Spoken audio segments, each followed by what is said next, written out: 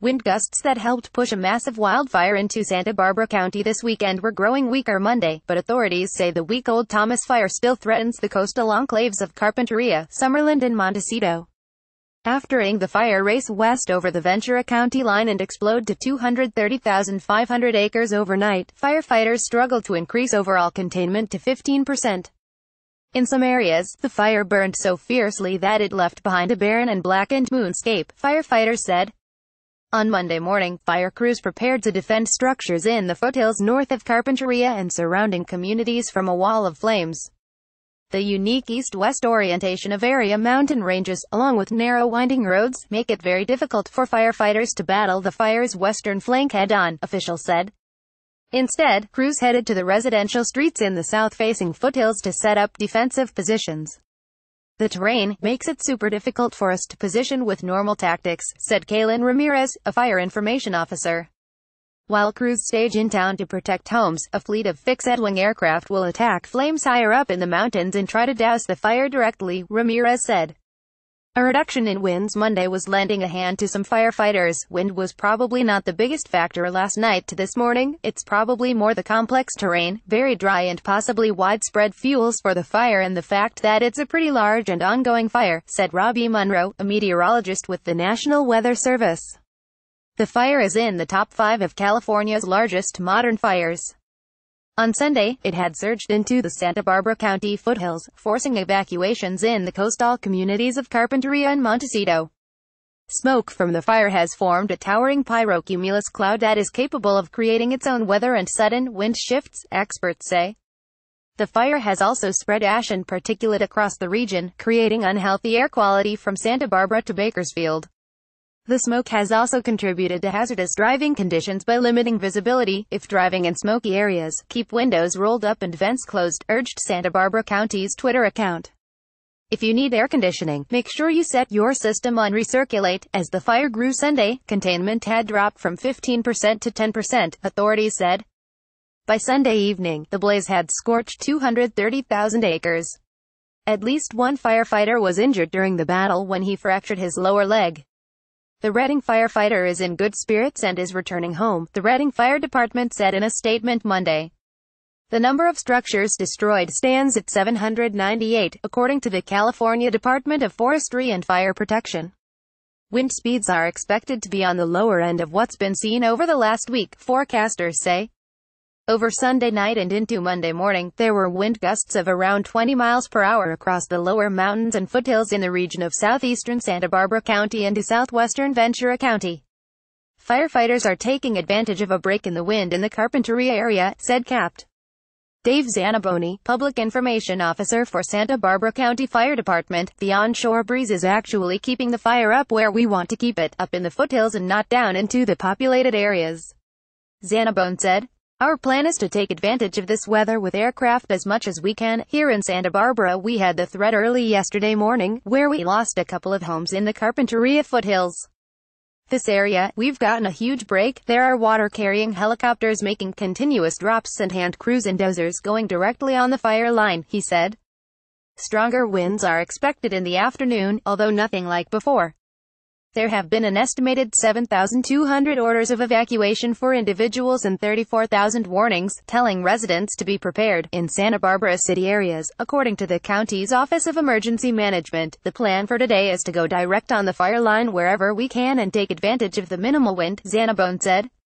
We are just plugging away and working real hard at it and trying to keep it from burning even more homes and trying to put this thing out so we can all have Christmas. Celebrities have found their homes in the wealthy enclave of Montecito under threat.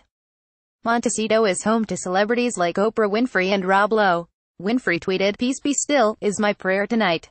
For all the fires raging through my community and beyond. Peace be still." Lowe also took to Twitter Sunday, stating that the fires were closing in with firefighters making brave stands. Could go either way. Packing to evacuate now, he said. Both Winfrey and Lowe have been through at least one fire in the area before. In 2008, Lowe described embers raining down. It was absolutely Armageddon, he said at the time. Ellen DeGeneres, who also took to Twitter on Sunday, said her house was under threat of being burned and that their pets had to be evacuated. Everyone in the Montecito area is checking up on each other and helping to get people and animals to safety, DeGeneres tweeted. I'm proud to be a part of this community. I'm sending lots of love and gratitude to the fire department and sheriffs. Thank you all. Thomas Fire, Montecito looked almost like a ghost town Monday, with only a scattering of residents remaining.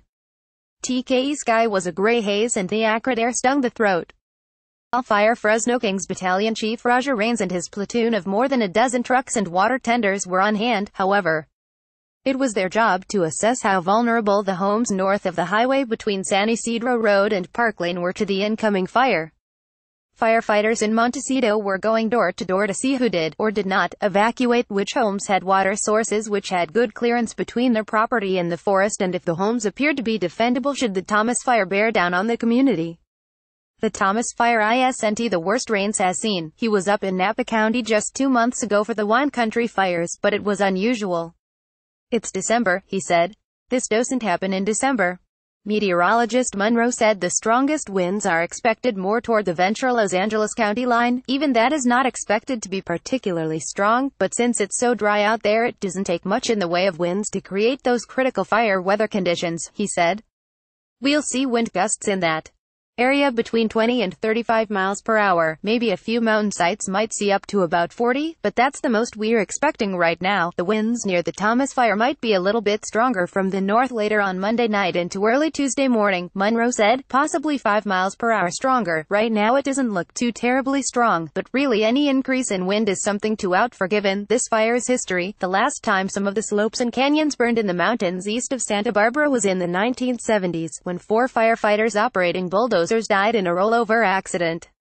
Cal Fire officials said Monday that in such difficult terrain, they essentially have no way to get boots and hoses on the ground to attack the western front of the Thomas Fire directly. Some of the newly burned areas have been turned into a moonscape, Ramirez said.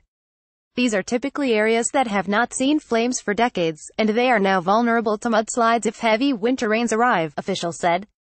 Moonscaping is when brush burns completely away, so that the landscape looks like the surface of the moon, said Ian McDonald, a public information officer for the Thomas Fire. That isn't in all areas, but in some areas that's what's happening, which is an indication of what we call extreme fire behavior, McDonald said. Since it erupted near Thomas Aquinas College north of Santa Paula on December 4, the Thomas Fire has forced 88,000 people to flee their homes. Official estimates have put the cost of combating the blaze at $25 million. In Los Angeles County, firefighters made progress on blazes in Sylmar, Santa Clarita and Bel Air. The Creek Fire was 95% contained, and the Rye Fire was 93% contained as of Sunday evening. The Skirball Fire was 85% contained.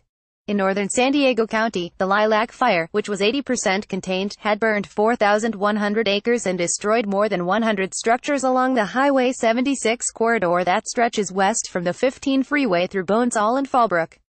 Back in Santa Barbara County on Monday, ash and silence blanketed the beach community of Summerland.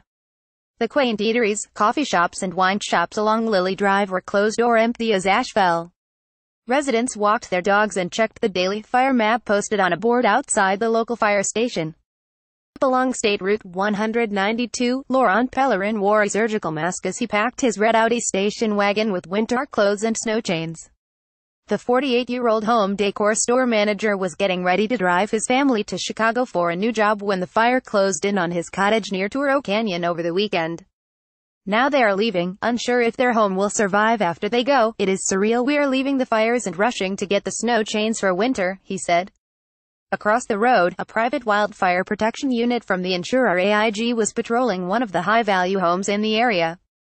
Caption. For more California news, follow at Brittany_Mayel. Saw firefighters ready to protect homes in Montecito should the Thomas Fire bear down. Ash and silence blanket beach community of Summerland. Redding firefighter who suffered broken leg while battling Thomas Fire is in good spirits. Updates 2:30 p.m. This article was updated with details from Montecito. 1:35 p.m. This article was updated with the scene in Summerland and comments from Laurent Pellerin. 12:35 p.m. This article was updated with details on celebrity homes threatened by the fire. 10:55 a.m. This article was updated with details on a firefighter injury. 10:10 a.m.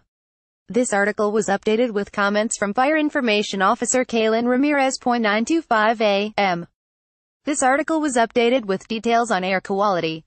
This article was originally published at 8:20 a.m.